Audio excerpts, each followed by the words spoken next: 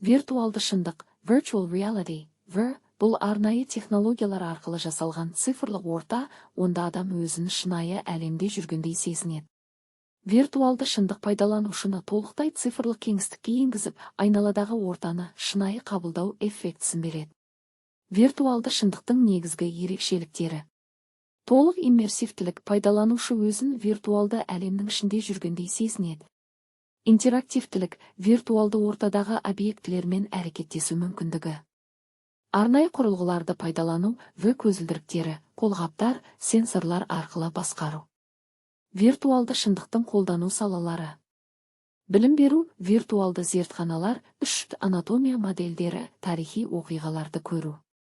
Медицина, хирургиялық тренажерлер, психологиялық терапия. Ойындар және ойын-сауық, ойындар, 360 фильмдер мен концерттер. Өнеркәсіп және инженерия, ғимараттардың 3D модельдеуін жасау, көлік өндірісі. Әскери дайындық, ұшқыштар мен әскерилерге арналған тренажерлер. Туризм, әлемдегі көрікті жерлерді қашықтан аралау. Виртуалды шындықтың артықшылықтары. Шынайы тәжірибе береді. Оқу процесін жеңілдетеді және қызықты етеді. Қауіпсіздікті қамтамасыз етеді, тәжірибе жасау кезінде. Қашықтықтан жұмыс істеу мүмкіндігін кеңейтеді. Кемшіліктері.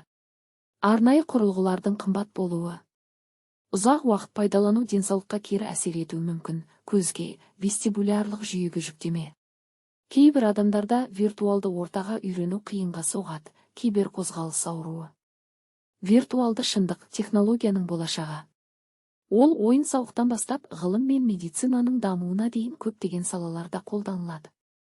Алдағы уақытта бұл технология дамып, күнделікті өміріміздің ажырамас бөлігіне айналуы мүмкін.